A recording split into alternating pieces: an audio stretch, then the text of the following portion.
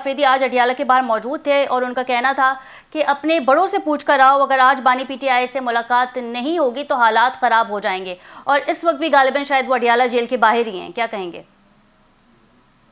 بسم اللہ الرحمن الرحیم. میں پہلے گفتگو ہو چکی ہے، میں تھوڑا سا اس کا جواب دینا چاہوں گا. جی جو رویہ اور جس قسم کا رویہ میرے بھائی نے رکھا ہے، یہ انتہائی بے حسی کی ہائیسٹ لیول کے اوپر بات چیت کر رہے ہیں. یہ ایک ظالمانہ رویہ ہے اور یہ ایک غیر انسانی سوچ ہے جس کا اظہار ابھی تھوڑی دیر پہلے کیا گیا ہے.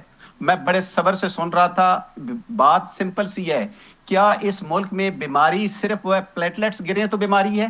کیا رائٹ. اس ملک میں صرف بیماری یہ ہے کہ مجھے استری کرنے کے لیے استری نہیں ملی وہ بیماری ہے؟ کیا اس ملک میں صرف یہ ہے کہ آپ یہاں سے کھابے کھائیں، 50 بندوں کے جتھے آپ سے ملیں، آپ سے صحافی ملیں، آپ سے ہر بندہ ملے اور آپ کو پتہ ہی نہ ہو کہ کون سی روٹی آ رہی ہے کون سی جا رہی ہے؟ اور اس کے باوجود آپ کہیں کہ عمران خان کی ملاقاتیں زیادہ ہوئی ہیں. عمران خان کے کیسز کتنے ہیں؟ کبھی سوچا ہے کسی نے؟ جتنے کیسز ہیں، اگر اتنی دفعہ صرف وہاں پہ وکیل ہی مل لیتے. آپ دوسرا یہ دیکھیں کہ ان کے مقدمات کہاں پہ چلے ہیں. وہ وہاں پہ پیرس میں چلے ہیں؟ وہ کہاں پہ چلے ہیں؟ وہ بڑی گالا میں چلے ہیں؟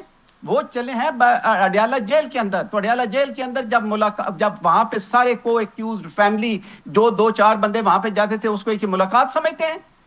دوسری بات یہ ہے کہ یہ اتنی بے حسی کا مظاہرہ اتنا ظالمانہ نہ کریں.